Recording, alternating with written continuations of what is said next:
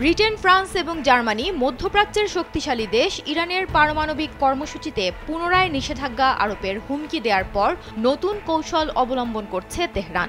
Ayatollah খামেনির দেশ বিশ্বের দুই পরাশক্তি রাশিয়া ও চীনকে সঙ্গে নিয়ে এগিয়ে চলেছে।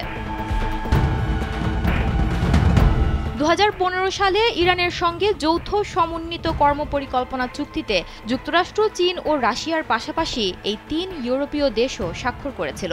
এ চুক্তির মূল লক্ষ্য ছিল ইরানের পারমাণবিক বোমা তৈরি করার ক্ষমতা রোধ করা এবং পারমাণবিক অস্ত্রের বিস্তার ঠেকানো। বিনিময়ে ইরানের অর্থনৈতিক নিষেধাজ্ঞা শিথিল করা হয়েছিল। তবে 2018 সালে মার্কিন প্রেসিডেন্ট ডোনাল্ড ট্রাম্প যুক্তরাষ্ট্রকে চুক্তি থেকে সরিয়ে নিয়ে নতুন করে নিষেধাজ্ঞা আরোপ করেন।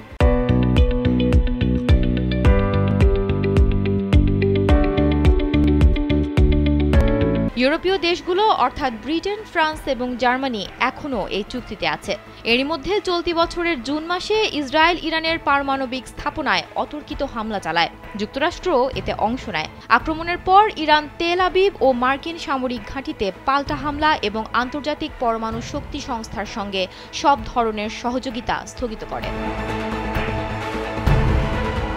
এ অবস্থায় E3 নামে পরিচিত ইউরোপের 3 শক্তিধর দেশ ব্রিটেন, ফ্রান্স ও জার্মানি নতুন করে অভিযোগ করেছে ইরান চুক্তির শর্ত ভেঙে অনুমোদিত মাত্রার তুলনায় 40 গুণ বেশি ইউরেনিয়াম মজুত করেছে।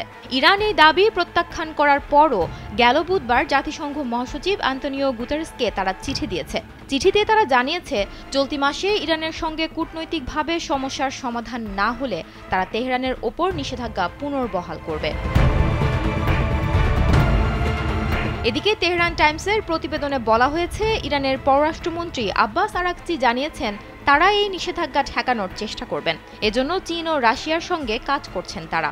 যদি এতে কাজ না হয়, অর্থাৎ ইউরোপীয় দেশগুলো নিষেধাজ্ঞা আরোপ করে, তাহলে এর প্রতিক্রিয়ার জন্য তেহরানের প্রয়োজনীয় উপায় আছে।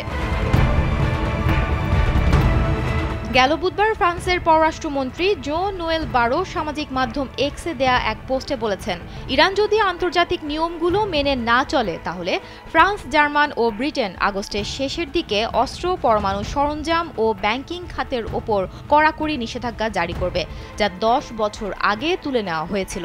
তবে এ বিষয়ে ইরানের পররাষ্ট্রমন্ত্রী সাফ জানিয়ে দিয়েছেন নিষেধাজ্ঞা পুনর্বহালের ফলাফল ভালো হবে না।